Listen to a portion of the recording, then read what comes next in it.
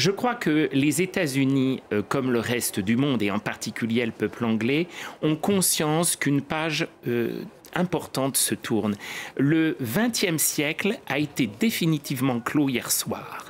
La reine était née en 1926, la reine Victoria n'était morte qu'en 1901 et son grand-père, Édouard VII, était mort en 1910. Donc la reine est née, la guerre de 14 était très proche encore, mais l'Angleterre victorienne et édouardienne était encore très proche. Et elle a vécu tout le XXe siècle. C'est-à-dire qu'elle est un pont entre le XIXe et le XXIe siècle, et elle est un pont également entre l'époque contemporaine et toute la modernité contemporaine et une histoire qui est millénaire. Donc ça, le monde entier en a conscience. Et bien sûr, pour les États-Unis, il y a le rôle de la Seconde Guerre mondiale, puisque c'est le dernier chef d'État qui a vécu la Seconde Guerre mondiale. Elle avait 14 ans quand la guerre a éclaté. Elle a été présente avec ses parents tout le temps à Londres.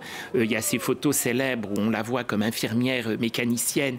Enfin, elle s'est adressée avec la princesse Margaret à la population anglaise avec les débuts de la TSF, les débuts surtout de la radio. Cette femme a connu les balbutiements de la BBC. Son couronnement a lancé véritablement la télévision et elle a terminé son règne en utilisant comme nous Zoom pour des conférences et des réunions distancielles, puisqu'il devait y en avoir une la veille de sa mort après son entretien avec la nouvelle première ministre. Alors avec les États-Unis, il y a évidemment une histoire longue entre la France, entre l'Angleterre et les États-Unis. La reine était profondément européenne, mais vous le savez aussi bien que moi, la diplomatie anglaise est traditionnellement très tournée vers les États-Unis. Alors je pense que la reine, qui était une femme de tradition, qui aimait profondément la vieille Europe, qui avait été désolée du Brexit, enfin nous en avons toutes les preuves. Elle l'a fait avec une infinie discrétion et en restant toujours dans son rôle qui lui interdit de s'exprimer, mais elle en était désolée.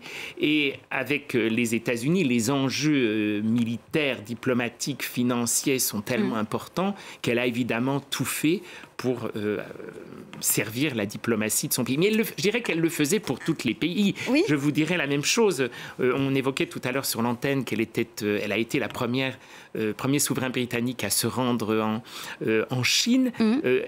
Elle était au service de son pays et au service de la diplomatie. Alors est-ce qu'on peut dire, pour aller un peu plus loin, est-ce qu'on peut dire que malgré son devoir de réserve, la reine Elisabeth II était une véritable arme diplomatique pour le Royaume-Uni ?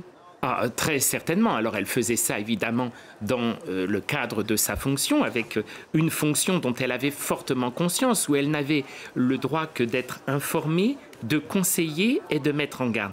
Mais cette fonction, elle l'a merveilleusement exercée, en ayant bien conscience de l'importance de son image, d'où sa très grande attention à ses tenues, à ses broches, à vouloir toujours symboliquement signaler une attention, un intérêt personnel au pays qu'elle visitait ou aux diplomates qu'elle recevait, mais dans l'intérêt toujours de la couronne et de ce qui restait de l'Empire dans le cadre du Commonwealth.